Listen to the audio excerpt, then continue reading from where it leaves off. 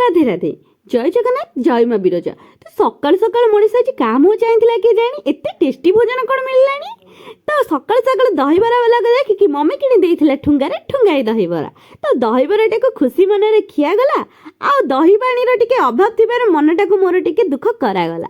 ତ ସେ ସବୁ ସରିଲା ପରେ ଆମେ ପଳେଇ ଆସିଥିଲୁ ଆମର ନୀତିଦିନ କାର୍ଯ୍ୟକୁ। ନୀତିଦିନ କାର୍ଯ୍ୟ ମାନେ ଯେହେତୁ ଦାଦା ଛାଡ଼ିକି ପଳେଇଛନ୍ତି, ଦେଇ ଯାଇଛନ୍ତି ତାଙ୍କ କାର୍ଯ୍ୟଟିକୁ କରିବା ପାଇଁ ବହନ।